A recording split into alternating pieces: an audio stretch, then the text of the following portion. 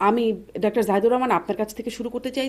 24 ঘন্টার সময় বেঁধে দিয়েছেন হাদির সহযোদ্ধারা ইনকিলাব মঞ্চ, 24 ঘন্টা সময় বেঁধে দিয়েছেন। এর মধ্যে হত্যাকারী এবং পরিকল্পনাকারীদের বিরুদ্ধে ব্যবস্থা নেবার আলটিমেটাম দিচ্ছেন, না হলে স্বরাষ্ট্র উপদেষ্টা এবং প্রধান উপদেষ্টার বিশেষ সহকারী স্বরাষ্ট্র মন্ত্রণালয় সংক্রান্ত খোদাবক্স চৌধুরীর পদত্যাগ দাবি করেছেন। 24 ঘন্টা মানে হবে কি, কি হবে বলে আপনার মনে হয়? 24 ঘন্টায় আসলে কোনো কিছু করা হবে? এক সপ্তাহের মতো সময় গেল, কি হলো এই সময়? ধন্যবাদ আপনাকে। ইনকিলাব মঞ্চ যে সময় বেঁধে দিয়েছে এবং তারা যে আজকে তাদের জমায়েতটা থেকে বেরিয়ে এসছেন, আমি এটাকে সাধুবাদ জানাতে চাই। ইনফ্যাক্ট আমি এই কথাটা বলছিলাম যে তারা এই জমায়েতটা খুব বেশি দীর্ঘ করা উচিত হবে না, কারণ দেশে এক ধরনের অস্থিতিশীলতা তৈরির চেষ্টা আছে। যখন জমায়েত থাকে তখন কোনো ধরনের স্যাবোটাজ হতে পারে, যেটাকে কেন্দ্র করে অস্থিরতা ছড়িয়ে পড়ার সম্ভাবনা থাকে।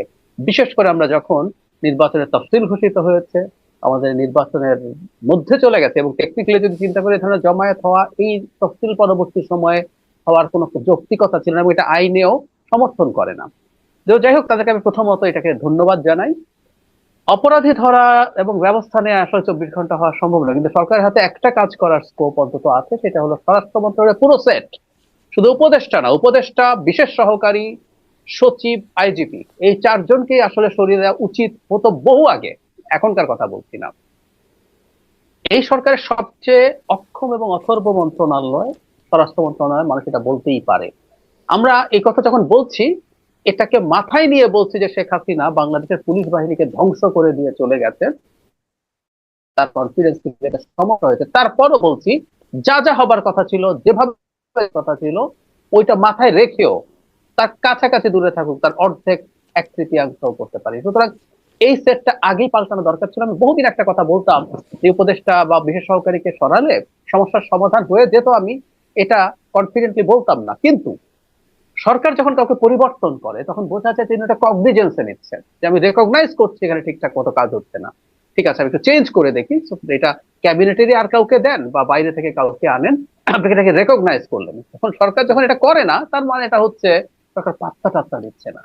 সুতরাং 24 ঘন্টার মধ্যে আমি ধারণা করি সরকার ক্যাবিনেটে কোনো চেঞ্জ আনতেও পারে, কারণ এই ওসমান হাদির মৃত্যুকে কেন্দ্র করে শেষ পর্যন্ত যে জায়গায় গিয়ে পৌঁছেছে, সরকারের পটেনশিয়াল আরো বেশি অস্থিরতা ঠেকানোর জন্য যেটা তার হাতে আছে।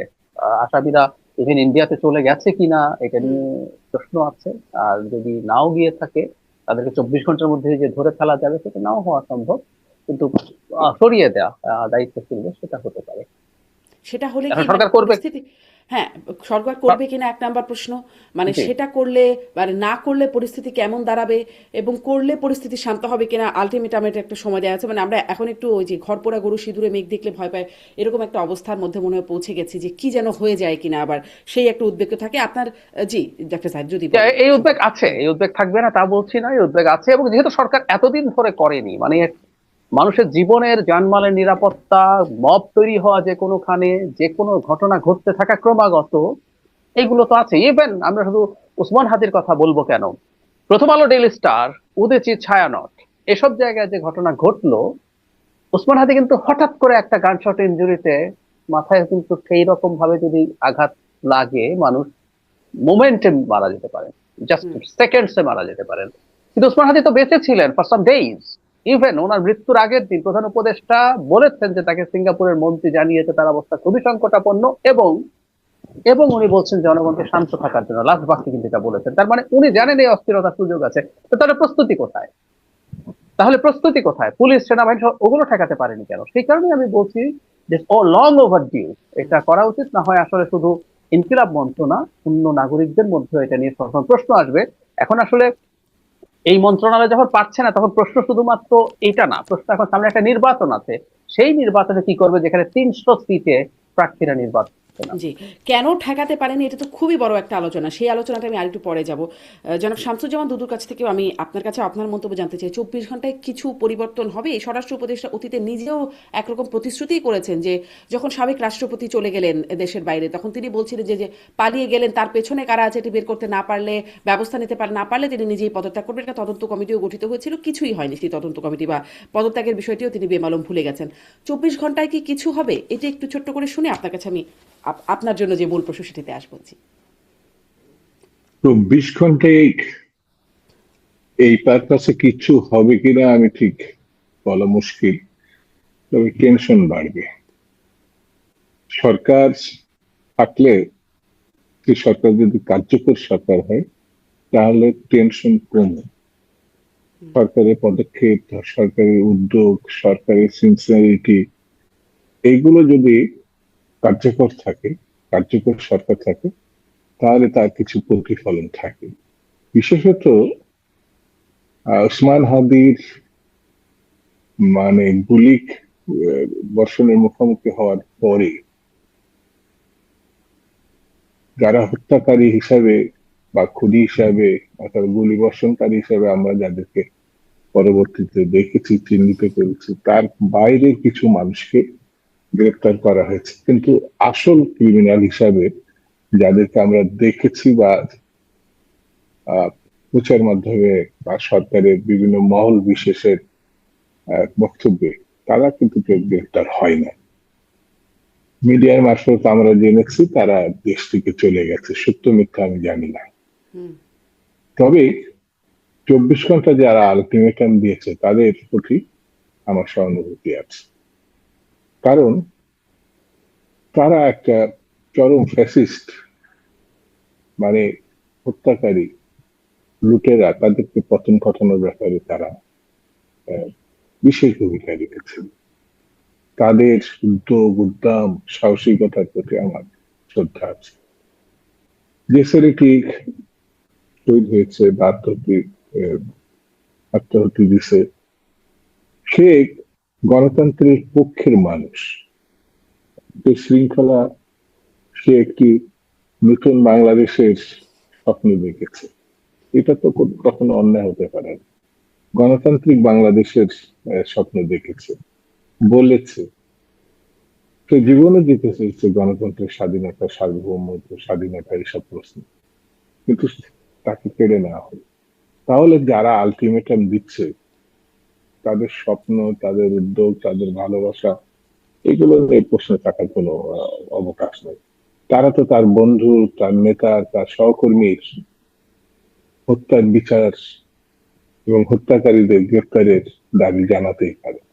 কিন্তু স্বরাষ্ট্র উপদেষ্টা বা স্বরাষ্ট্র উপদেষ্টার সঙ্গী সাথীরা, বিশেষত আইন শৃঙ্খলার সঙ্গে নিয়ন্ত্রণে যারা যুক্ত, তারা একেবারেই পুরাপুরি ভাবে উদাসীন আমি বলবো না, কিন্তু কি করছে, তাদের প্রতি যে মানুষের আস্থা, বিশ্বাস, শ্রদ্ধা, এগুলো ক্রমেই বিলুপ্তি হওয়ার পথে।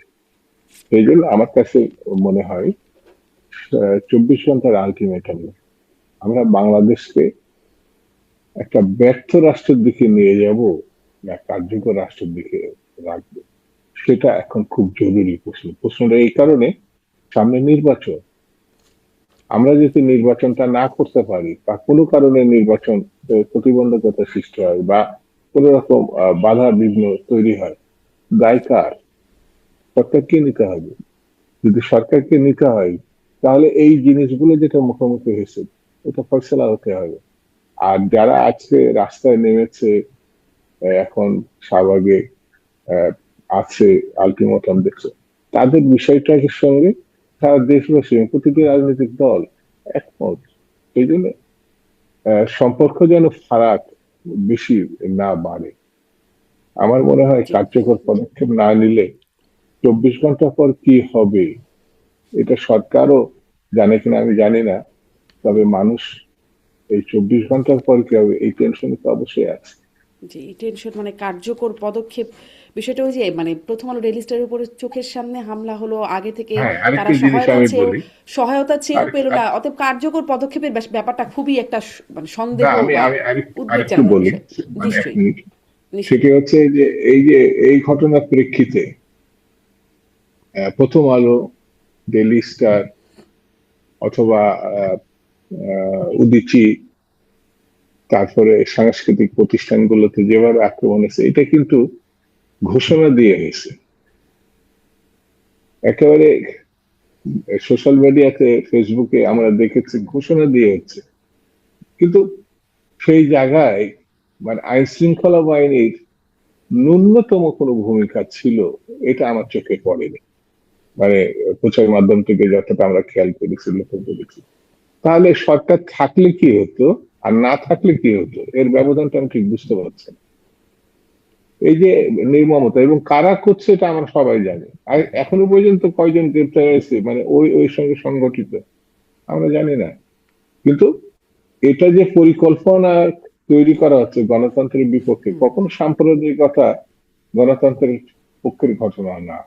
হুম। এটা আসলে একেবারেই কারা করছে শামসুজ্জামান দুদু, কেন প্রশ্নটা করলাম, আপনি বলছেন কারা করছে সবাই জানি, কারণ যারা হামলা করছে তারা বলছে তারা বিপ্লবী, তারা সংক্ষুব্ধ ছাত্র জনতা, মানে তাদের ভাষ্যটা তো কারা এরকম। করছে, যদি আইন শৃঙ্খলা বাহিনী এজেন্সি যদি না থাকে, না সরকার না থাকলে তাহলে তো বলা যেত।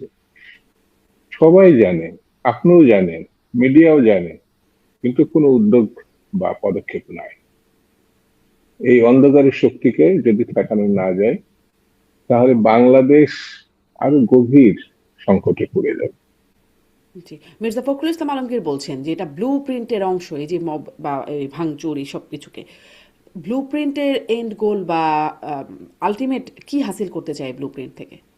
যাদের নির্বাচনে কোনো ভবিষ্যৎ নাই, নির্বাচন ছাড়াই যারা কম বেশি দেশটা নিয়ন্ত্রণে নিয়েছে, তাদেরই পরিকল্পনা অনুযায়ী তো এখন দেশ চলছে। নির্বাচনটা কিভাবে ঠেকানো যায় এরকম সহজ বিষয়টা তো বিস্তারিত বলার দরকার নেই। সেই জিনিসটা যদি বুঝেও আমরা না বুঝার ভান করি তাহলে বুঝতে হবে পক্ষান্তরে এই ষড়যন্ত্রকারীদের সঙ্গেই যারা ঠেকাবে তারাও আছে। অর্থাৎ সরকার বুঝেও যদি না বুঝার ভান করে হুম। তাহলে সরকার আছে কেন, এটাই তো মানুষের প্রশ্ন হিসেবে দেখা দিবে। ডাক্তার জাহিদুর রহমান, আপনার কাছ থেকে ওই যে কারা করছে, সবাই বুঝছে আসলে কারা করছে এই মবের ঘটনার পেছনে কারা।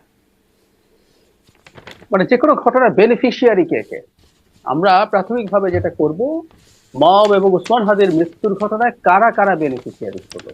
হুম, আমি বাংলাদেশের মাটিতে এখন পর্যন্ত হাদির গুলিবিদ্ধ হওয়া থেকে এখন পর্যন্ত যা যা ঘটলো তার প্রত্যেকটা ঘটনায় একজনের সমস্যা দেখছি, একটা দলের সমস্যা দেখছি, সেটা হলো বিএনপি। বিএনপি 5 আগস্ট পরবর্তী সময় থেকে খুব দ্রুত একটা নির্বাচন চাইছে। দেশ আনস্টেবল হলে নির্বাচন পিছিয়ে যেতে পারে, কোনো না কোনো ফর্মে ঝামেলা বাড়তে পারে। শুধু সেটা না, উসমান হাদির ঘটনা এবং এরপরে মব, মানে মব বলাও ঠিক না, আসলে মব আসলে একটা স্পন্টেনিয়াস জিনিস। বাংলাদেশে একটা নতুন জিনিস আমরা দেখলাম, এটা পরিকল্পিত ভাবে মব, মানে পরিকল্পিত মব কথা দুটো কিন্তু একটা একটার অ্যান্টাগোনাইজ করে। মব কোনোদিন পরিকল্পিত হয় না, কিন্তু বাংলাদেশে এই ঘটনাটা ঘটানো হচ্ছে। এ ধরনের অস্থিরতা তৈরির চেষ্টা, এবং আমি সংশয় এইটা প্রকাশ করে রাখতে চাই, 25 তারিখ যারা তারেক রহমান আসার আগেও আরো কোনো না কোনো অস্থিরতার ঘটনা ঘটানো হতে পারে, চেষ্টা হতে পারে। সুতরাং এই যাবতীয় যত অস্থিরতা আছে, শর্ট টার্মেও বিএনপির জন্য চাপ, কারণ তারেক রহমান দেশে আসছেন, তিনি স্পষ্ট করেনি তার একটা স্টেট আছে তিনি কেন দেশে আসছেন না, কিন্তু আমরা অনেকেই ধারণা করেছি বা অনুমান করে নিয়েছি যৌক্তিকভাবে, বা কিছু ইঙ্গিত তার দলের পক্ষ থেকে ছিল যে তার নিরাপত্তা নিয়ে সংশয় ছিল। সেই অস্থিরতা তার শর্ট টার্মে বিএনপিকে ক্ষতি করে, মিড টার্মে তার ইলেকশন নিয়ে ক্ষতি করে। তো সব ক্ষতি বিএনপির, লাভ কার কার তাহলে? বাংলাদেশ একটা সুস্থির গণতান্ত্রিক পরিবেশের দিকে যাবে, বাংলাদেশে গণতন্ত্র প্রতিষ্ঠিত হবে, এটা 5 আগস্টে পরাজিত শক্তি চায় না, আওয়ামী লীগ চায় না। আওয়ামী লীগের সাথে সাথে ভারতেরও পরাজয় হয়েছে, কিন্তু এখানে একটা ইন্টারেস্টিং কিন্তু আছে, 5 আগস্টে বিজয়ী শক্তিরও কেউ কেউ চায় না। এটা প্রতি সরকার, প্রতি স্বৈরতান্ত্রিক ফ্যাসিস্ট সরকার সকল ইনস্টিটিউশন, গণতান্ত্রিক ইনস্টিটিউশন ধ্বংস করে দিয়েছে, এটা তছনছ করে দিয়েছে। যে কারণে বাংলাদেশে আহ, এখন চট করে একটু ভালো নির্বাচন করাও খুব কঠিন ব্যাপার। সম্মিলিত প্রচেষ্টায় এটা সম্ভব হতে পারে। তো সেই গণতান্ত্রিক ব্যবস্থায় যেটা আমরা মুক্তিযুদ্ধের মধ্য দিয়ে অর্জন করেছিলাম, সেই গণতন্ত্র কখনো এসেছে কখনো চলে গেছে, কিন্তু গণতন্ত্রের জন্য একটি জাতি যুদ্ধ করেছে, স্বাধীনতার জন্য যুদ্ধ করেছে, এমন জাতি তো দক্ষিণ পূর্ব দেশে একটাই আছে, সেটা হচ্ছে বাঙালি জাতি, বাংলাদেশি জাতি। এই জাতির গণতন্ত্রের প্রতি যে সহমর্মিতা, মায়া, ভালোবাসা, এটা কিন্তু বারবার তারা প্রমাণ করেছে। সেই কারণে এখন যারা এই যে শিশু কন্যাটাকে হত্যা করলো, এই বংশালে আগুন দিলে পার্টি অফিসে বা অন্যান্য বিচ্ছিন্ন ভাবেও তারা এটা করছে, তারা কিন্তু বিএনপিকে মোকাবেলা করতে চাচ্ছে না। তারা একটি সন্ত্রাসমূলক পরিস্থিতির মধ্যে দিয়ে তারা ক্ষমতাকে রক্ষা করতে চাচ্ছে, এটা আমার কাছে মনে হয়। যেমন একটু আগে আপনাকে যেটা বললাম যে নির্বাচনের ভবিষ্যৎ কাদের নয়, যেমন প্রতি সরকার তারা তো এমনিতেই নিষিদ্ধ, তারা নিজেরাই ক্ষমতায় থাকা অবস্থাতে বুঝছে যে ফেয়ার ইলেকশন হলে তারা থাকবে না। তো ন্যূনতম গণতান্ত্রিক ভাবনা চিন্তার মধ্যে তারা থাকলে সেই সময় তারা এখন যে পরিস্থিতি হয়েছে এত বড় ঝুঁকি তারা নিতে পারে না। তারা নিশ্চিতই ছিল, ফ্যাসিস্ট শক্তি অবশ্য আহ এটাই মনে করে যে গায়ের জোর যতক্ষণ পর্যন্ত আছে, শক্তি যতক্ষণ নিয়ন্ত্রণ করতে পারছে ততক্ষণ পর্যন্ত তারা থাকবে এবং থাকছে। এখন প্রতীক সরকার অর্থাৎ আওয়ামী লীগের যারা পলায়নবাদী, যারা ভারতে তো আছে এবং এই দেশেও কিছু আছে তাদের অনুচর, তো তারা মিলেমিশে মনে করছে নির্বাচন হলে তাদের ভবিষ্যৎ নাই, আর নাই বলে যতক্ষণ পর্যন্ত নির্বাচন ঠেকিয়ে একটি অবস্থা করা যায় ততক্ষণ পর্যন্ত মানে তারা হলে তাদের ভবিষ্যৎ শক্তি নাই, বা না হলে ক্ষমতা কি প্রয়োগ ভবিষ্যৎ? করে। জনাব শামসুজ্জামান দুদু, হলে ভবিষ্যৎ নাই, না হলে কি তারা ভবিষ্যৎ? বিভিন্ন ভাবে তো ক্ষমতা, যেমন এটা নিশ্চিত যে এখনো পর্যন্ত প্রশাসনে, আইন শৃঙ্খলা বাহিনীতে তাদের অনুসারী নাই, এটা তো বলা ঠিক হবে না। ওইভাবে যেমন হাজার হাজার কোটি টাকা লোপাট করেছে, বিদেশে প্রশাসন পাঠাচ্ছে নাকি বলছে। আপনারা আর জামাতরা মিলে ভাগাভাগি করেছেন, সেটি তো উপদেষ্টা মাহফুজ আলমের চোখের সামনে হয়েছে বলে তিনি বলে গেলেন। হ্যাঁ, ওরা এটা বলতে পারে। যেমন ওদেরই একজন সঙ্গী বলেছিল যে আগামী দিনে নির্বাচন হলে বিএনপি খুব বেশি হলে টেনে টেনে 50টা সিট পেতে পারে, তার উপরে না, নিচেও হতে পারে। 250 300 সিট তাদের দল পেতে পারে, অর্থাৎ এনসিপি। এটা তো তারা একসময় বলেছে, প্রকাশ্যে বলেছে। তো তাদের ভাবনা চিন্তা এরকম নেই। তারা ক্ষমতায় থাকলো আর অন্যরা এসে সবকিছু ঠিকঠাক করলো, এটা ছেলে মানুষের না। অবশ্য তারা ছেলে মানুষের বক্তব্য দিতে পছন্দ করে, যেমন একটা লাশ, আমরা 10টা লাশ চাই, এটা হাসিনার সঙ্গে মিল আছে। তো এইসব কথাবার্তা বলে তো লাভ নাই, ক্ষমতায় থাকলে স্মরণীয় হতে পারত, গণতন্ত্রের সপক্ষে কাজ করার ভূমিকা রাখতে পারত, সেগুলো তারা রাখেনি। তো এখন এখন সেই কারণে আমার কাছে মনে হয়েছে যে যত তাড়াতাড়ি যে নির্বাচন মুখী করা যাবে দেশকে, তো পরিস্থিতি যত দ্রুত নিয়ন্ত্রণ করে স্থিতিশীল করা যাবে, ততই দেশের জন্য ভালো হবে, এটা আমার কাছে মনে হয়। জি, ডক্টর জাহিদুর রহমান, এই যে হুমকি দেয়া হচ্ছে, মাহফুজ আলমের কথা যখন আসলো, তিনি যখন বলছেন যে লাশ নেব, আমাদের গায়ে হাত দেওয়া যাবে না, এরকম বক্তব্য বলছেন, এবং আরও তো অনেকেই প্রমিনেন্ট নন প্রমিনেন্ট অনেকেই কথা বলছেন, গালি উচ্চারণ করে বলছেন ছিঁড়ে ফেলবেন, মানে চিড়ে ফেলবেন, এইরকম কথাবার্তা বলছেন। এর একটা মানে প্রতিফলন এই সময়টাতে দেখতে থাকবো কিনা, মানে তারপরেই তো দেখলাম আসলে এত বেশি, যেটাকে অনেকেই বলছেন গজবের রাত গেল একটা, সেরকম একটা পরিস্থিতি দেখা গেল। তারপরে এই যে সামনে 24 ঘন্টা বা তার পরবর্তী, এর একটা প্রতিফলন কি আশঙ্কা করেন?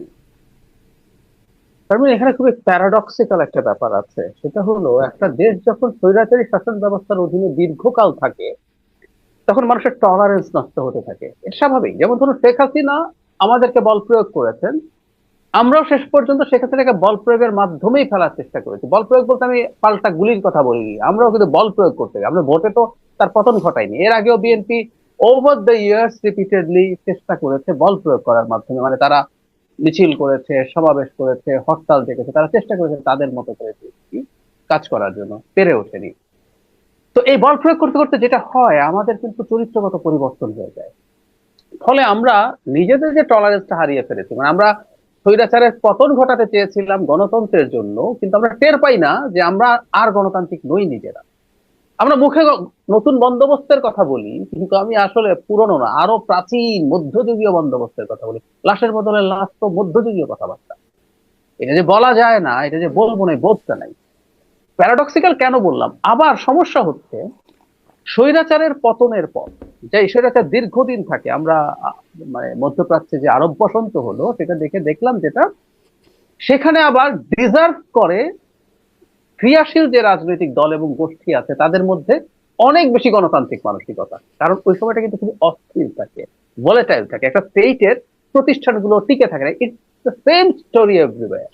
তিউনিসিয়াতে বলেন, ইজিপ্টে বলেন, আর যেগুলোতে সিভিল ওয়ার শুরু হয়ে গেছে ওখানে যেটা হয়, এটা বেসিকটা খুব সোজা, যে একজন স্বৈরাচারী সরকার যখন ক্ষমতা এক্সটেন্ড করতে চায়, সে যেহেতু ভোট ছাড়া ক্ষমতায় থাকবে, তার কাজই হচ্ছে রাষ্ট্রের প্রতিষ্ঠানগুলো ভেঙে ফেলা।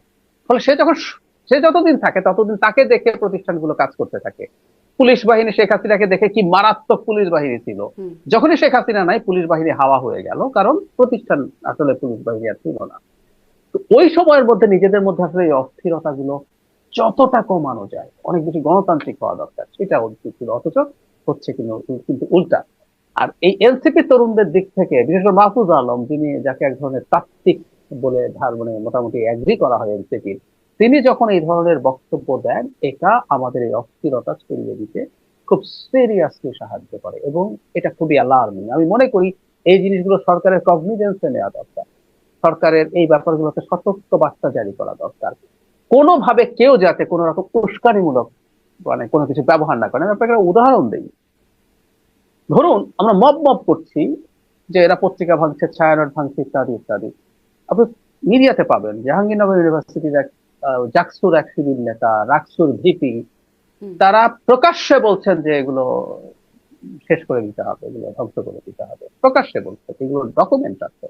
তো এগুলো যখন আপনি বলছেন, আপনি কি ব্যবস্থা নিয়েছেন? ঠিক একইভাবে যারা মাহফুজ আলম বা ওই সমাবেশে অন্যরা যা বলছেন বা অন্য জায়গায় যা বলছেন, যারা অ্যাগ্রেসিভ কথা বলছেন, স্ল্যাং ব্যবহার করছেন, এগুলো কিন্তু এই অস্থির সময়টাকে আরো বেশি অস্থির করে দিতেই পারে। সুতরাং কেউ কেউ বলেন যে সমাবেশে মাঠের রেটারিক একটু অ্যাগ্রেসিভ হতেই পারে, হুম। কিন্তু কোনোভাবেই এটা সেই সময় না। এটা খুবই খুবই ভলেটাইল একটা সময় আমরা। আমি এই বিষয়টা শামসুজ্জামান দুদু আপনার কাছে শুনতে চাই। আনিস আলমগীর তিনি টকশোতে কথা বলেন, সাংবাদিক, তাকে বলা হচ্ছে তিনি নানান রকম উস্কানি দিয়েছেন, সন্ত্রাস দমন বিরোধী আইনে তাকে গ্রেপ্তারও করা হলো, তার বক্তব্যের মাধ্যমে তিনি উস্কানি দিয়েছেন। এইটা হচ্ছে তার একটা মূল অভিযোগ। আরও আসলে কি অভিযোগ সেটাও আমি খুব স্পষ্ট হতে পারিনি। সেটাকে উস্কানি ভেবে তাকে গ্রেপ্তার করা হলো। অন্যদিকে এই বক্তব্যগুলো চলছে নানান রকম স্ল্যাং ব্যবহার করে, নানান রকম হুমকি ধামকি, এবং তার প্রতিফলন দেখাও যাচ্ছে, ভাঙচুর হচ্ছে। আহ, এটা কি আসলে উস্কানি না? সরকার মানে এই বিষয়ে নিষ্ক্রিয়? আপনি এই প্রসঙ্গে কি বলবেন? নাকি এরা বিপ্লবী, তাই এরা করতেই পারে এটা? আমি ঠিক উস্কানি শব্দের সঙ্গে একমত না, যেভাবে তাকে বলা হয়েছে। আর সব ব্যাপারে এই মামলা এবং গ্রেপ্তার এই ব্যাপারেও আমি একমত না। আমরা দীর্ঘ 15-16 বছর ধরে যে আন্দোলন করেছি, যত মামলা এবং কথায় কথায় গ্রেপ্তার, গুম, অপহরণ, নির্যাতন, এটার মুখোমুখি হয়েছি। তো গণতান্ত্রিক ব্যবস্থা ফেরার একটা সম্ভাবনা দেখা দিয়েছে। তো ভিন্ন মতের একটা ব্যাপার থাকবে। এবং আনিস আলমগীর যে কথাগুলো বলছিলেন, সেগুলো জবাব দেওয়ার লোক থাকতে হবে, সরকারের পক্ষ থেকে না থাকলে অন্যান্য রাজনৈতিক দলগুলো এগুলো জবাব সাংবাদিকতার ক্ষেত্রে থাকতে হবে। তবে একটি বিষয় হচ্ছে, অতীত সরকার সেটা নিষিদ্ধ রাজনৈতিক দল হিসাবে। তা আমরা এই সমাজে জানি যে নিষিদ্ধ যে পণ্য সেটা ব্যবহার করা, প্রকাশ্যে আনা, এটা আইনত দণ্ডনীয়। সেটি রাজনীতির ক্ষেত্রে একসময় কমিউনিস্ট পার্টি যারা সশস্ত্র পন্থায় ক্ষমতা দখলের মধ্য দিয়ে নির্বাচনের না, তারা কিন্তু নিষিদ্ধ ছিল, এবং সেটা শিকদারে হত্যাই করেছে শেখ মুজিব। তো তার মানে তো সেরা শিকদার তার রাজনৈতিক আদর্শ বা তার রাজনৈতিক লক্ষ্য এটা সাধারণ খনির মতো না। তো তার রাজনীতি সম্বন্ধে ভিন্ন মত থাকতে পারে, বিতর্ক থাকতে পারে। তা আনিস আলমগীরের যে বিষয়টি, সে একটি নিষিদ্ধ সংগঠনে, যে সংগঠন হাজার হাজার লক্ষ লক্ষ কোটি টাকা পাচার করছে, এটা বড় কথা না। দেশটা গণতান্ত্রিক ধারা থেকে পুরোপুরি ভাবে আপনার স্বৈরতান্ত্রিক এবং ফ্যাসিজমের যে ধারা, সেই ধারায় নিয়ে গেছে গায়ের জোরে।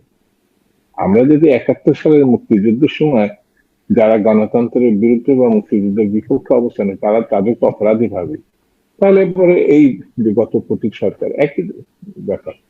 কিন্তু তাদেরকে তো সেই অপরাধী ভাবা ব্যাপারে হচ্ছে না, তাদের তো অপরাধী ভাবা হ্যাঁ হচ্ছে না। অপরাধী কেন? কোথায়? তবে শেখ তারা হাসিনার তো নিষিদ্ধ না, যে তারা তো নিষিদ্ধ আইনত হচ্ছে দণ্ড, না, তাদের বিরুদ্ধে তো আইনগত ব্যবস্থা নেওয়া হচ্ছে না, বা তারা তো মানে রাজনীতি করতে না পারছে। যেমন এই যে প্রতীক সরকারের দখলদার প্রধানমন্ত্রী বলল, তাকে যে দণ্ডিত করা হয়েছে আইনের মধ্য দিয়ে, তো এই এই দণ্ডের মধ্যে দিয়ে তো তাদের সমর্থক শুভানুধ্যায়ী এদের তো বোঝা উচিত যে তারা কোন পক্ষ অবলম্বন করেছে। সেই জায়গায় তাকে গ্রেপ্তার বা মামলা, এটাকে আপনি বাদ দিবেন কিভাবে? ও যদি একটি সুস্থ গণতান্ত্রিক ধারার পক্ষে, ও যদি ওই ধারার পক্ষে থেকে কথা বলে, নিষিদ্ধ সংগঠন অথবা ফ্যাসিজমের পক্ষ অবলম্বন করলে, তাহলে আপনার তার প্রতি সহমর্মিতা। গত সরকারের সময় যারা, আমরা নিজেরাও, সে মানে আপনি কি রাজনীতিবিদ, মনে সে করেন আনিস আলমগীরকে সাংবাদিক, গ্রেপ্তার করাটার একটা মানে যৌক্তিকতা আছে? যৌক্তিক এটা আদালত বলবে। আমি তার ফ্যাসিজমের পক্ষে, যেমন হিটলারের নাৎসির অনুসারীরা এখনো যদি কোনো জায়গায় থাকে, তার বয়স যদি 100 হয়, সে গ্রেপ্তার হবে, সে বিচারের মুখোমুখি হবে। তো তার সে তো যে পক্ষ অবলম্বন করেছে, সেটা তো নাৎসিদের যে সংগঠনের অনুসারী আওয়ামী লীগ তো বাংলাদেশে, সেই নাৎসির পক্ষ অবলম্বন করেছে। গণতান্ত্রিক বিরোধী 15 বছর কোনো নির্বাচনই হয়নি, সেই নির্বাচন না হওয়াটাকে সে ভালো যদি মনে করে, বা সেই শক্তি, সে একবারের জন্য 3বারের নির্বাচনকে বিরোধিতা করছেন। হুম। সেই জন্য না, আনিস তিনি আলমগীর আসলে বা ওই তিনবারের নির্বাচন টাইপের, যে খারাপ হয়েছে বা নির্বাচন যে হয়নি, এটা তো অবশ্য তিনি বলেছেন বিভিন্ন, মানে আমার অনুষ্ঠানেও বলেছেন আমি বলে দেখি আমি নাই। বললাম আর কি। তিনি এই না বিষয়টাকে আপনি, ডক্টর জাহিদের সাথে আপনার অনেক অনুষ্ঠান শো যেহেতু করেছেন, করছে, নিশ্চয়ই বলবেন। সেটা ঠিক আছে, এবং সেটা যদি আপনি কোর্ট বিবেচনায় নেয়, দিতেই পারে। কত বড় বড় অপরাধী তো জামিন পেয়ে গেছে। এই যে একটা শুটার যে হাদিকে গুলি করে মেরে ফেললো, খুন করলো, হুম। সে তো কোর্টের মাধ্যমে তো আসছে। হুম। আমি মনে করি যে সেখানে আসলে জামাত আহ, এবং বিএনপির আইনজীবীরা তাকে সহায়তা করেছে বলে জানা যাচ্ছে, যে তার জামিন পাওয়াতে আনিস আমি আমি আলমগীরের জন্য। ওই প্রসঙ্গে যাব না, সহায়তা কে করছে কে করেন সেটা আমি বিতর্কে আমি যাব না। কোর্ট তাকে জামিন দিয়েছে। একটা ক্রিমিনালের পক্ষেও একটা আইনজীবী দাঁড়াতে পারে, হুম, নিশ্চয়ই। আইনে দিয়ে। তো ক্রিমিনালের পক্ষে যদি আইনজীবী দাঁড়ায়, তো তার তো কিছু লজিক থাকতে পারে, তার তো কিছু ভাবনা থাকতে পারে। সেটি যদি উইন করে, তো খুনি তো অনেক সময় মুক্তি পেতে পারে, সেটা রিজন থাকতে পারে, কোর্ট কি মনে করে। তো আমি সেই বিতর্কে যাচ্ছি না, কারণ আমি নিজে আইনজীবী না। আমি সাধারণ দৃষ্টিতে যেটা মনে করি, যে অতীত সরকারের পক্ষ অবলম্বন করে আপনি একই সঙ্গে স্বাভাবিক জীবনযাপন করবেন, বাসায় থাকবেন, ঘুরে বেড়াবেন, এটা তো খুব কঠিন ব্যাপার হবে। তাহলে পরে আপনি চিহ্নিত হচ্ছেন যে আপনি লুটপাটকারীর পক্ষে, গণহত্যার পক্ষে এবং সন্ত্রাসের পক্ষে।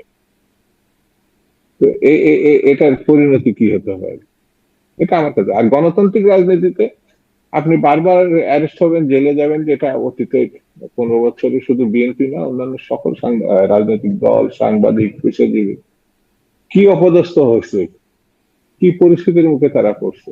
তারা তো কোনো আহ, সরকারের পক্ষ অবলম্বন করছিল না, আর এখন তো খুনির পক্ষ অবলম্বন করছে। এটা তো আমার নিজের কাছে জি। মনে হয়। জি। আমি জনাব আগে শামসুজ্জামান শুরু দুদু। করেছি গ্রেফতার বা জুলুম বা নির্যাতন, আমি নিজেই পছন্দ করি না, কারণ আমি নিজে এটা শিকার হয়েছি। কিন্তু গণতান্ত্রিক ব্যবস্থার হুম। পক্ষে থেকে যদি সে শিকার হয়, তাহলে আমার আপত্তি আছে। জি। কিন্তু জি। জি। ফ্যাসিজমের পক্ষ নিয়ে বা খুনির পক্ষ নিয়ে বা লুটেরার পক্ষ নিয়ে আপনি হলে তা এক জিনিস হলো না। জি, জনাব শামসুজ্জামান দুদু, আপনার অবস্থান স্পষ্ট। আদালতের কথা বলছেন, আদালত বেগম জিয়াকেও কারাদণ্ড দিয়েছিলেন, তারেক রহমানকেও কারাদণ্ড দিয়েছিলেন। আমি ডাক্তার জাহিদুর রহমান আপনার কাছ থেকেও একটু শুনতে চাই যে আসলে আনিস আলমগীরের গ্রেপ্তার, জনাব শামসুজ্জামান দুদু বলছিলেন যে ফ্যাসিজমের পক্ষে হলে, আপনি শুনছিলেন যে লুটপাট ফ্যাসিজমের পক্ষে হলে তার তো সাধারণ জীবনযাপন করার কথা না। কিন্তু আমরা দেখছি আসলে বিভিন্ন মানবাধিকার সংস্থা, বিভিন্ন সাংবাদিকদের, আন্তর্জাতিক সংস্থা তারা প্রতিবাদ করছে এই বিষয়টির। আহ, এটারও মানে ভবিষ্যৎ কি হতে যাচ্ছে, আপনি কিভাবে দেখেন? আপনি যেটা বলছেন রাইটলি, ওনার সাথে আমি শো করেছি এবং ওনার বক্তব্যের সাথে আমার তীব্র দ্বিমত আছে। আমরা অন নিশ্চয়ই। রেকর্ড মাঝে মাঝে বেশ টাফ ডিবেট করেছি। তার কথাকে আমার খুব যৌক্তিক মনেও হতো না, প্র্যাকটিস স্পিকিং। এখন প্রশ্ন হচ্ছে তার উপরে যা হলো সেটা হওয়া কেমন হয়েছে। আমি আসলে এটা একেবারেই অনুচিত হয়েছে বলে মনে করি। কেন? আমরা রাষ্ট্রকে যেভাবে বুঝতে চাই, রাষ্ট্রের বোঝাবুঝিটা কিরকম? রাষ্ট্র মানে হচ্ছে এমন একটা চুক্তি নাগরিকের সাথে রাষ্ট্রের, সে এই চুক্তির বলে তার অনেক কিছু রাষ্ট্রকে দিয়ে দেয়। যেমন আপনি একটা রাষ্ট্রে বাস করে বলতে পারেন না যে আমি ট্যাক্স দেবো না, আপনাকে ঘাড় ধরে ট্যাক্স দিয়ে যাবে সে, না হলে আপনাকে ফৌজদারি মামলা দিতে পারবে। এর বিনিময়ে আমি কিছু জিনিস রাষ্ট্রের কাছ থেকে পাই, সেটা হচ্ছে আমি আইন দ্বারা পরিচালিত হব। আমি যতক্ষণ পর্যন্ত কোনো আইন ভাঙবো না, ততক্ষণ পর্যন্ত আমি কোন রকম রাষ্ট্রের কোনো কোয়ার্সিভ স্টেটের মুখোমুখি হব না। কোন ব্যক্তি আমার বিরুদ্ধে যদি কিছু করে, রাষ্ট্র আমার মধ্যস্থতা করে সিদ্ধান্ত নেবে যে কে ঠিক করেছে। এর মধ্যে আনপ্লেজেন্ট থাকতে পারে। একটা জিনিস মনে রাখতে হবে, কোনো কিছু আমার ভালো লাগছে না ডাজন্ট নেসেসারিলি মিন এটা বেআইনি। আনিস আলমগীর আওয়ামী লীগকে সফটলি প্রমোট করার চেষ্টা করেছেন, এটা ভুল না। কিন্তু একটা জিনিস মনে রাখতে হবে, আনিস আলমগীরকে সরিয়ে রাখে। যেমন ধরুন, আমি আওয়ামী লীগের রাইট নিয়ে কথা বলি, তো আওয়ামী লীগের মানুষজনকে যখন পেটানো হয় রাস্তায় ফেলে, এখন আমরা যদি বলি আওয়ামী লীগ করেছেন বলে পেটানো হতে পারে, আমি একদম একটা স্পেসিফিক উদাহরণ দিই। 5 আগস্ট পরবর্তী খুব অল্প সময়ের মধ্যে সুপ্রিম কোর্টের বিচারক শামসুদ্দিন চৌধুরী মানিক গ্রেফতার হয়। তাকে ওখানেই শারীরিকভাবে হেনস্থা করা হয়, পরে কোর্টে আসার পর ওখানে হেনস্থা করা হয়, ওনাকে জেলে নেওয়ার পর উনি রীতিমতো আক্রমণের শিকার হন এবং আহত হন, হসপিটালে নিতে হয়।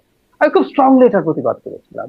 মজার ব্যাপার, শেখ হাসিনার বিরুদ্ধে বহু বছরের আমার খুব লম্বা অ্যাক্টিভিজমের হিস্ট্রি আছে। এই জুলাইয়ের সময় নিজের মুখেই বলছি, দেশে বসে বহু বড় ঝুঁকি নিয়ে কথা বলে গেছি, কিন্তু আমাকেও ছাড়া হয় নাই যে আমি আওয়ামী লীগের দোষর হয়েছে। এই জিনিসটা আমি আমাদের দেশের কাউকে কাউকে আইডেন্টিফাই করতে ভুল করতে দেখছি যে আইন আর তার অধিকার দুটো, মানবাধিকার দুটো দুই জিনিস, আইনে তার বিচার হতে পারে। এখন আনিস আলমগীর কি আইন ভেঙেছেন? আমি যদি সেটা খুঁজতে যাই, ধরুন আওয়ামী লীগ করা না, আওয়ামী লীগের কর্মকাণ্ড নিষিদ্ধ আছে এখন, মানে আওয়ামী লীগের কর্মকাণ্ডের সংজ্ঞাও দেওয়া আছে, লিফলেট বিতরণ, মিছিল, সমাবেশ, জনসংযোগ, এগুলো নিষিদ্ধ আছে, এই কর্মকাণ্ডগুলো নিষিদ্ধ আছে। এখন আনিস আলমগীর কি আওয়ামী লীগ করেন? আমার মানে তার বক্তব্য যদি আপনি নেন, আপনি ওনাকে আওয়ামী সিম্প্যাথাইজার বলতে পারেন, কারণ আওয়ামী লীগের বহু কিছু জিনিস আসলে সমালোচনা করেন, নির্বাচন, শেখ হাসিনা, সবার কিছু, ভারত এখানে যেভাবে জেঁকে বসেছিল, সেগুলো সমালোচনা কিন্তু উনি করেন। তিনি এখন যেটা বলতে চাইছেন, এই সরকারের সমালোচনা করছেন এবং আওয়ামী লীগের নির্বাচনে আসা উচিত বলে মনে করছেন, এই বয়ান তৈরির চেষ্টা করছেন। এটা উনি ছাড়াও আরো কয়েকজন বলেন এবং তাদের সাথেও আমরা এই ডিবেটটা করছি এবং আমরা মনে করি উই আর কেপেবল এনাফ এই ডিবেটটা করার জন্য। ডিবেটের সুরাহা হইতে হবে তা না। তো আনিস আলমগীর আমার দৃষ্টিতে কোনো আইন ভাঙেননি এবং উনি যা করেন সবকিছু প্রকাশ্য ভাবে করেন। একটা কথা একটু যোগ করে রাখি, উনি ওসমান হাদি যে গুলিবিদ্ধ হয়েছে, সেই ব্যাপারে তিনি নেহারি খেতে খেতে নাকি এরকম একটা ছবি দিয়েছেন, উনি ভাবছেন এই ব্যাপারটা কি, ব্যাকগ্রাউন্ডে একটা গান চলছে। আমি আসলে অ্যাকাউন্টে গিয়ে দেখা হয়নি, আমি স্ক্রিনশটটা দেখেছি, অনেকে বলছেন। তো উনি যদি এটা করে থাকেন, এটা অরুচিকর কাজ, কোনো সন্দেহ নাই। Again, is it a criminal offence? উত্তর হচ্ছে আমি অন্তত এটাকে মনে করি না। সো এই যে আমরা যে কোনো বক্তব্যকে ক্রিমিনালাইজ করার চেষ্টা করছি, শেখ হাসিনা কিন্তু ডিজিটাল সিকিউরিটি অ্যাক্টে এই কাজটা করতো। কতগুলো অস্পষ্ট ধারা ছিল, 25, 26, 28, 29, 31, ওর মধ্যে যে কোনো কিছু ধর সামাজিক অস্থিরতা তৈরি করা যাবে। এখন আনিস আলমগীর, হাসিনার কথা বলছি, ওই ডিজিটাল সিকিউরিটি অ্যাক্টে আনিস আলমগীরের এই বক্তব্যকে অস্থিরতা তৈরি করা যাবে, ওই ডিজিটাল সিকিউরিটি অ্যাক্টে ঢুকিয়ে দিলাম। তো এই যে আমি যা বলছি সেগুলো অস্থিরতা তৈরির জন্য। এভরিথিং ইজ, আমি আপনাকে উদাহরণ দেই, উসমান হাদির হত্যাকাণ্ড তৈরির প্রেক্ষাপট তৈরির মধ্যে যাদের তালিকায় যাদের নাম আছে, এর মধ্যে আমি আছি। খেয়াল করুন, আমি পাবলিকলি উসমান হাদির সমালোচনা করিনি, যে যে করেছে তারা তো আছেই। আর আমি কেন আছি? কারণ আমি এই গণ অভ্যুত্থানকে বিপ্লব হতে দেই নাই, আমি বিপ্লবের বিরুদ্ধে ন্যারেটিভ তৈরি করেছি। সেই কারণে বিপ্লব হয় নাই বলে, যেহেতু তাদের ভাষ্য মতে উসমান হাদি হত্যাকাণ্ডের শিকার হয়েছেন, তো তাকে হত্যাযোগ্য করে তোলার মধ্যে আমিও আছি। তো এই প্রবণতাগুলো সমাজে কিন্তু শুরু হয়ে গেছে।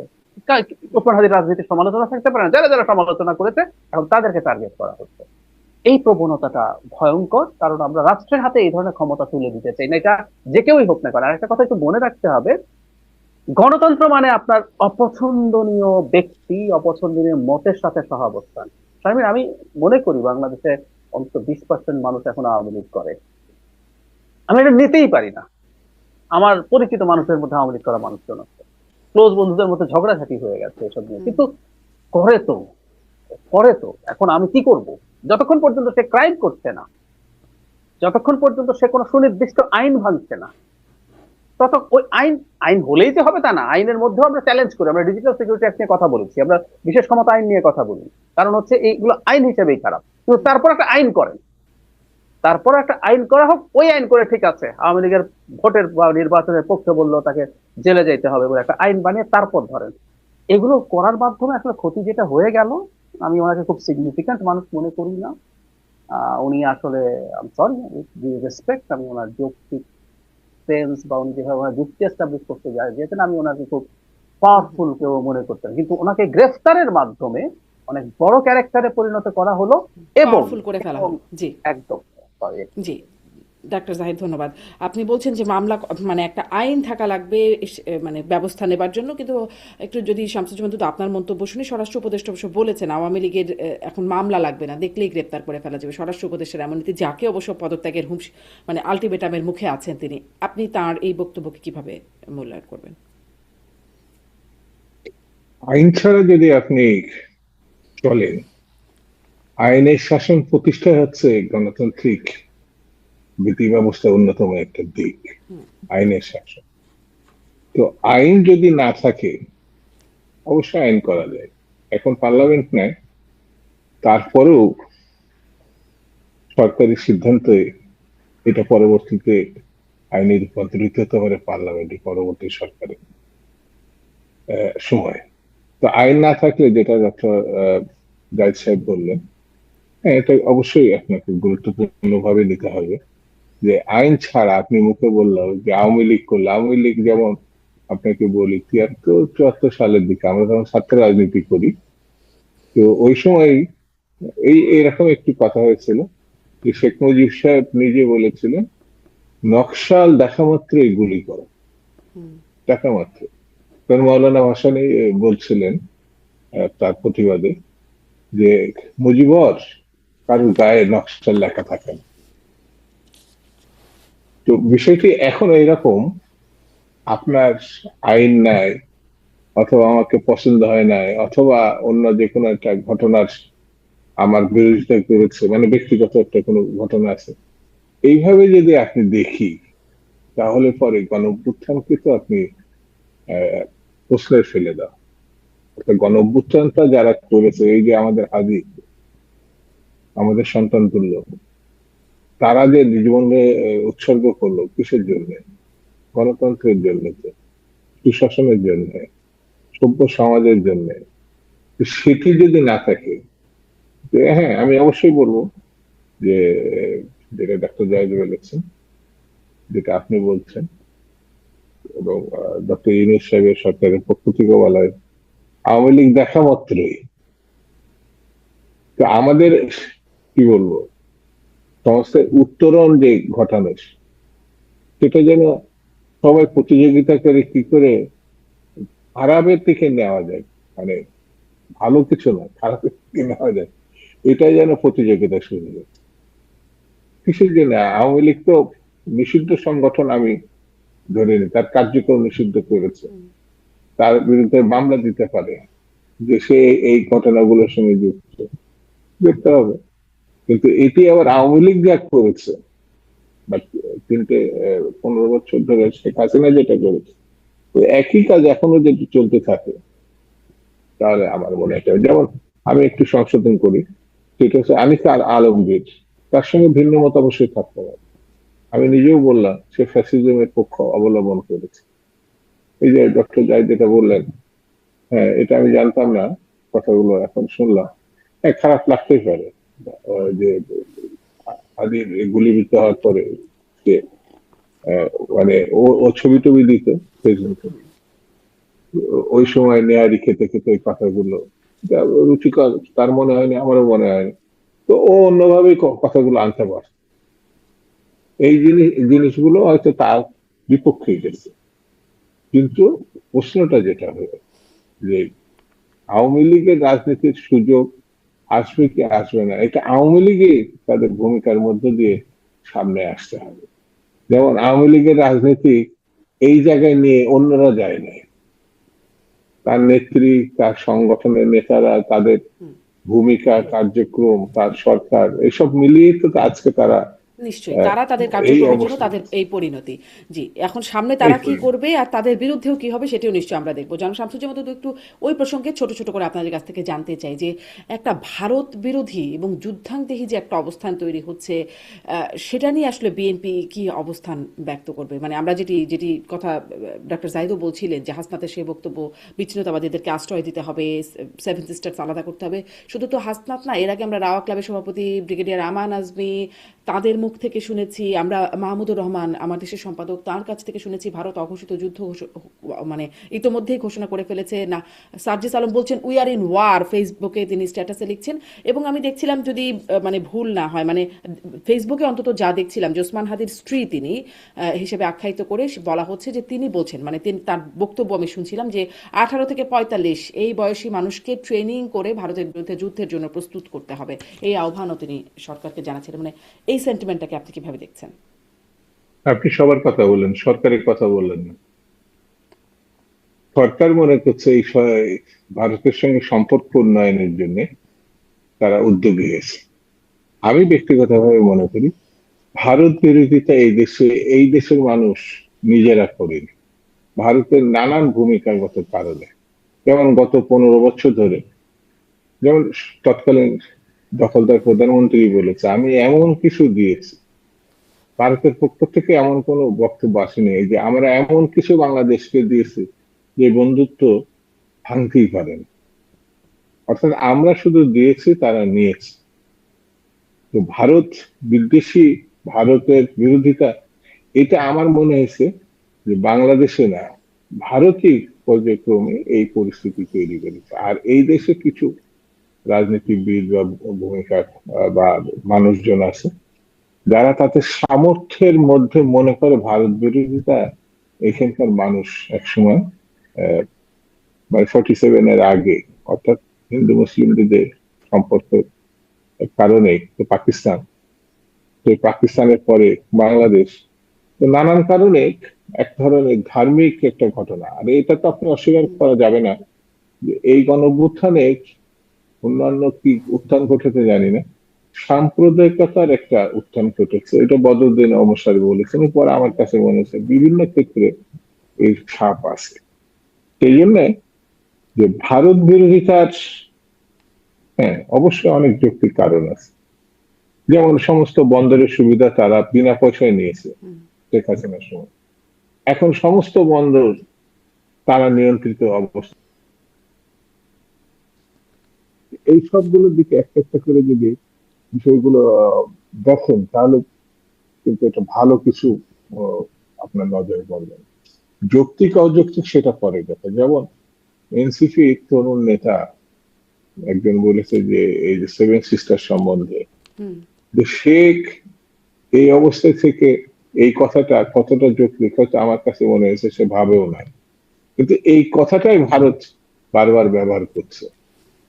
মানে এমন ভাবে ব্যবহার করছে মনে হচ্ছে যে এটা বাংলাদেশ সরকারের কথা, বাংলাদেশের প্রতিটি রাজনৈতিক দলের কথা, এবং পক্ষান্তরে বাংলাদেশকে সারা বিশ্বে, এই যেমন 5ই আগস্টের পরে এখানে হিন্দুদের উপরে যেভাবে নির্যাতন হয়েছে বলে তারা দাবি করেছে, একেবারে এর ন্যূনতম কোনো ঘটনা ছিল না।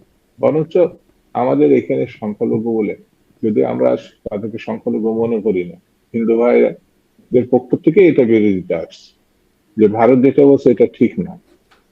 এই দেশে মানে হাজার বছরের সংস্কৃতি আছে আপনার মানে সাম্প্রদায়িক সম্প্রীতির মধ্যে যে বসবাস, একাত্তর ঘটনা সেটা জমি নিয়ে ঘটনা, ব্যবসা নিয়ে ঘটনা, সেটাকে হিন্দু মুসলিমের বিদ্বেষ বা দাঙ্গা বলে চালানোর কিন্তু চেষ্টা এখন তো হয়েছে। আবার সেটি উস্কে দেওয়ার মতো ঘটনা, মানে সেই যে অভিযোগ ভারত করছে, বিভ্রান্তিকর একটা অভিযোগ বলছেন, সেটা তো উস্কে দেওয়ার মতো ঘটনা আবার দেখছি। এক হিন্দু যুবককে হ্যাঁ ধর্ম সেটা অবমাননার জন্য পিটিয়ে পুড়িয়ে কি যে বিভৎসভাবে তাকে না, হত্যা করা হলো। এই আর প্রতি একজন আমি এটা জি, যেটা আর একজন আমি হিন্দু আমি যুবককেও শুনেছি। মানে বেশ পিটানো হয়েছে, পরে পুলিশ গিয়ে একরকম তাকে রক্ষা না করেছে। না, আমি মনে করি আমি যেটা শুনেছি এই ধরনের সাম্প্রদায়িক ঘটনা না, কিন্তু এটা অবশ্যই নিন্দাযোগ্য। অবশ্যই এটা কার্যকর ব্যবস্থা সরকারের নেওয়া উচিত। আইনের আওতায় ইতিমধ্যে বেশ কিছুদিন আগে আরো কঠিন ভাবে এই সিদ্ধান্ত সরকারের কার্যকর করা উচিত, আমি ব্যক্তিগতভাবে মনে করি। কোনোভাবেই যেন এই বিষয়টি, মানে সাম্প্রদায়িকতা সম্প্রীতির যে বিষয়টি আমাদের দেশে আছে এবং সারা বিশ্ব জানে, ভারত তারা তাদের স্বার্থে হুম হুম প্রচার করে, কিন্তু এই দেশের মানুষ অনেক, আর ভারতের অযৌক্তিক, মন গড়া এবং বলা যায় বিদ্বেষপূর্ণ ঘটনার কারণে এই দেশের মানুষ ভারত বিরোধী। এবং এটা এই দেশের মানুষের জন্য না, তারা এই পরিস্থিতির জন্য জন্য দায়ী। দায়ী বলে জি, আমি জনাব মনে করি। শামসুজ্জামান দুদু, মানে এই পরিস্থিতির জন্য ভারতই দায়ী। আমি আপনার এই বক্তব্যটা স্পষ্ট। ডাক্তার জাহিদুর রহমান, আপনার কাছ থেকে শেষ করব।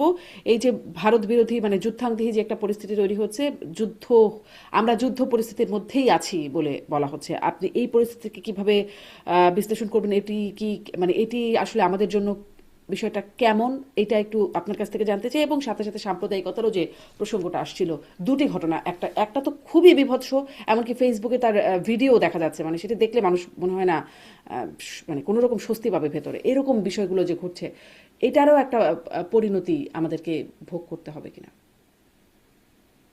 আমি দুদু ভাইয়ের সাথে একেবারেই একমত যে যা পরিস্থিতি তৈরি হয়েছে এটা ট্রিগার করেছে ভারত।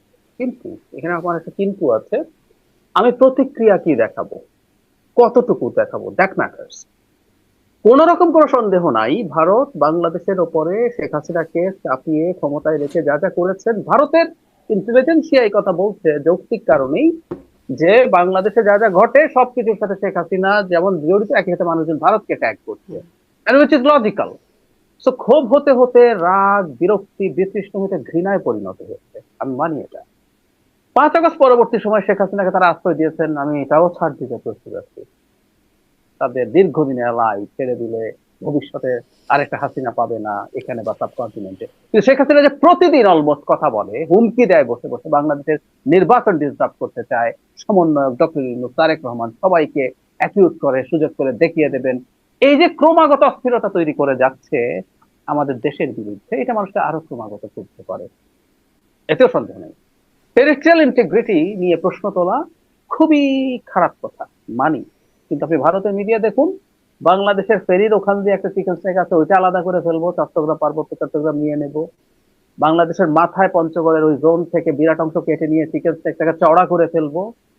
শুধু তাই না, বিজেপির যে আদর্শিক প্রতিষ্ঠান আরএসএস, তারা অখণ্ড ভারতের কথা তাদের অফিসিয়াল কথায় লিখেছে, তাদের পার্লামেন্টে অখণ্ড ভারতের মানচিত্র আছে।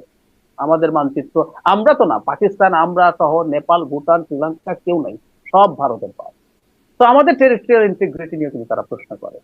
এত কিছু বলার পরও আমি বলছি আমরা এটা করতে পারি না, আমাদের এটা করা উচিত হয়নি। ইটস রেড লাইন, একটা রেড লাইন। কারণ আমাদেরকে ওরা কি করছে বলার চাইতে ভারত এই জিনিসগুলো ব্যবহার করবে। এবং জনাব হাসরাত আব্দুল্লাহর বলাটার খুব সিগনিফিক্যান্ট কারণ হচ্ছে, উনি সরকারে না থাকলেও উনি এনসিপিতে আছেন, তার থেকে জরুরি কথা, গণ অভ্যুত্থানের সবচেয়ে পরিচিত মুখগুলোর একটা তিনি।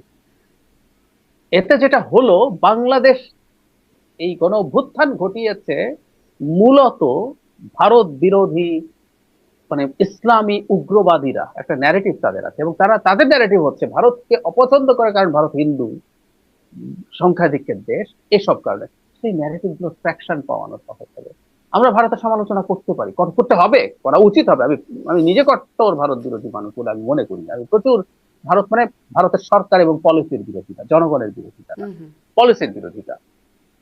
কিন্তু এই পর্যায়ে যাওয়া উচিত বলে আমি কোনোভাবেই মনে করি না। টেরিtoriয়াল ইন্টিগ্রিটি নিয়ে প্রশ্ন এখানে না, মানে এটা রাস্তায় রাজপথের ইয়েতেও হবে না, বরং ভারতের কাছে দাবি জানানো। আমি একটা বিএনপির কর্মসূচির কথা বলতে চাই, যে তিস্তা নিয়ে তারা বিশাল মশাল দিয়ে রাতের বেলা সমাবেশ করেছেন জনাব দুলু তার এলাকাতে, হাজার হাজার মানুষ। তো আমাদের এই দাবিগুলো এইভাবে